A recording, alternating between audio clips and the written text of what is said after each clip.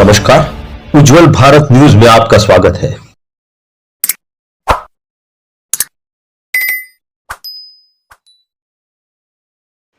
नमस्कार, उज्जवल भारत न्यूज़ में आपका स्वागत है।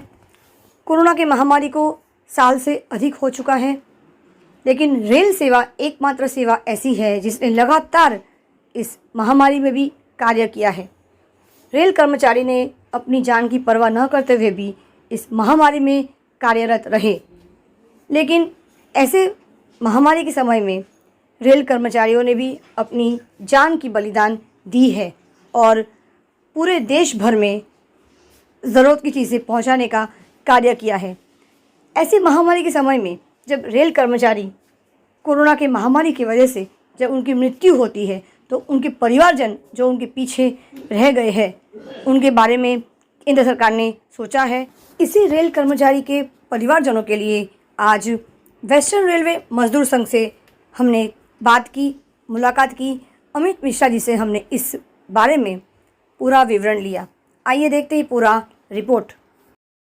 उज्जवल भारत न्यूज़, देश की प्रखर आवाज़, सीमा भट्टाचार्य, वलसाड़ से कैमरामैन पवन सिसोदिया के साथ।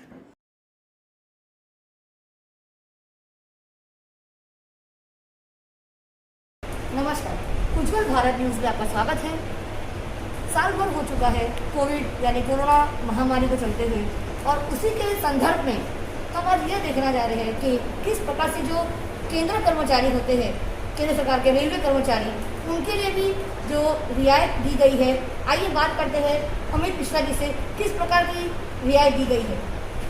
नमस्कार, सबसे पहले आपका पहुँचने में बहुत बहुत स्वागत है आपका। नमस्कार, उज्जवल भारत न्यूज़ को धन्यवाद। सबसे पहले तो मैं इसलिए धन्यवाद दे रहा हूँ कि आपकी पत्रिकाधारी को भी मैं दाद देना चाहूँगा कि इस कठिन समय में भी आप लोग दिन रात दौड़ रहे हैं और लोगों के सामने एक पॉजिटिविटी, एक सही पिक्चर लाने की कोशिश आप लोग कर रहे हैं। जैसे कि आगे भी हमने आपको बताया था कि एक साल हो गया, 23 मार्च से करीब पिछले साल 2020 से ये कोरोना हमारे देश में आया है।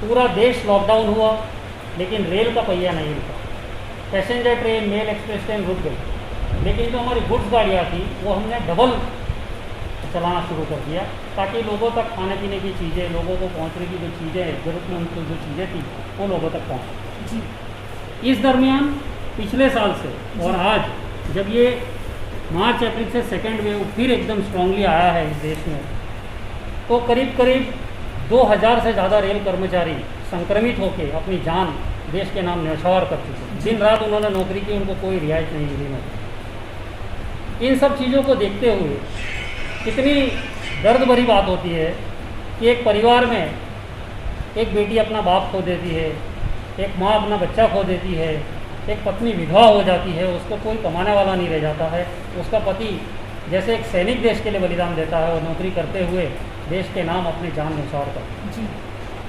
इस विषय की चिंता करते हुए national federation of Indian railwaymen NFIR, जिनसे हमारा मजदूर संघ संलग्न है, उनके महामंत्री डॉक्टर M रघुवैया, उन्होंने ये सोचा कि जैसे वर्कमैन कंपेंसेशन एक्ट का पैसा दिया जाता है, यदि आदमी की दुर्गति होती है चालू नौकरी के दरमियान, तो उसको रेलवे की तरफ से 25 लाख 30 लाख रुपए दिया जाता है। तो क्यों ना इस महामारी में उस आदमी का कोई दोष नहीं था, उसने नौकरी की और उसको संक्रमित हुआ और उसने अपने जीवन का बलिदान दिया, तो उसके परिवार को कम से कम 25 लाख रुपये मिलना चाहिए। इस बात का संज्ञान लेते हुए उन्होंने देश के विद्वान प्रधानमंत्री माननीय नरेंद्र मोदी जी को भी एक खत लिखा है। साथ ही उन्होंने रेलवे मंत्री श्री पीयूष गोयल जी से भी एक मीटिंग की और पीयूष गोयल साहब ने आश्वासन दिया है कि बहुत जल्द इस बात को हम निकाल लाएंगे और कुछ ना कुछ रेल कर्मचारी को मिले, इस बात को उन्होंने हमें आश्वासन दिया। मैं आपको एक छोटी सी बात और बताना चाहूँगा कि पिछले साल और इस साल जो लोग संक्रमित हो रहे थे, कोई 14 दिन में अच्छा होता था, कोई 28 दिन में अच्छा होता था, कोई 3 महीने में भी अच्छा हुआ, जिसकी जैसी सेहत थी वैसे। तो लोगों को कईयों के पास खुद की छुट्टी नहीं थी, कई लोगों की छुट्टियां कट गई जी, और उसके बाद 3-3 महीने तक जब उनकी छुट्टियां नहीं थी, उनके घर में पगार का एक पैसा नहीं आया, तो उनको बहुत दिक्कत आने लगी। क्योंकि हॉस्पिटलों का बिल आप जानते हैं, कोई प्राइवेट में गया, सब आदमी रेलवे में सेवा नहीं ले पाए, रेलवे में कोविड हॉस्पिटल नहीं थे, तो 4-4, 5-5 लाख रुपये बिल आया। ये सब कुछ सोचते हुए रघुवर साहब ने सोचा कि यदि कोई आदमी मर जाता है तो उसको 25 लाख रुपए देना चाहिए। और साथ में उन्होंने रेल मंत्रालय से डॉक्टर रघुवैया पहले ऐसे हमारे महामंत्री थे जिन्होंने कहा कि उस आदमी की क्या गलती थी, उसने आपके लिए नौकरी किया, तो उसको आपको स्पेशल CL देना चाहिए। और इस बात को मेरे को बहुत खुशी होती सभी रेल कर्मचारी को बताते हुए कि रेल मंत्रालय ने इस बात को माना, डॉक्टर रघुवैया जी की बात को। और अभी रेलवे बोर्ड से एक आदेश आए हैं कि कोई भी व्यक्ति जो कोरोना से संक्रमित होगा उसको 30 दिन तक विशेष अवकाश दिया जाए। उसके बावजूद भी यदि 30 दिन के ऊपर भी हॉस्पिटल में ज़्यादा बीमार रहता है तो ऊपरी अधिकारी को ये राइट दिया गया है कि उसकी कंडीशन को देखते हुए छुट्टी को और लंबी भी कर सकता है, उसको स्पेशल CL मिलेगी, उसकी खुद की छुट्टी नहीं। तो हमारे प्रेसिडेंट WRMS के शरीफ खान पठान जी, उन्होंने भी जनरल मैनेजर साहब से बात की, जिसके फलस्वरूप मैं उनका भी धन्यवाद देना चाहूँगा कि बलसाड़ का जो रेलवे हॉस्पिटल है उसको भी हमने कोविड हॉस्पिटल में कन्वर्ट कर दिया है। और करीब करीब जहाँ तक मेरे नॉलेज में 10 से 12 पेशेंट आज भी वहाँ पे सेवा ले रहे हैं।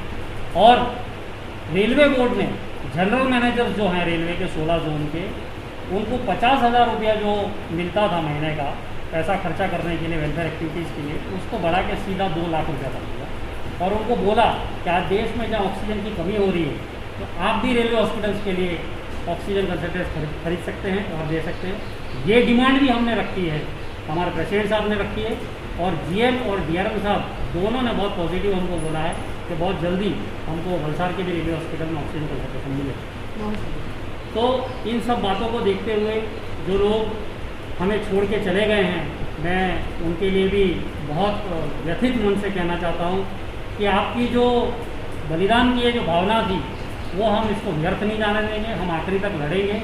और आपके परिवार को जो दीपक बुझ चुका है उसमें एक छोटी सी रोशनी करने का प्रयास करेंगे। आपके घर में जो अंधेरा छाया है उसमें उज्ज्वल लाने की कोशिश करेंगे।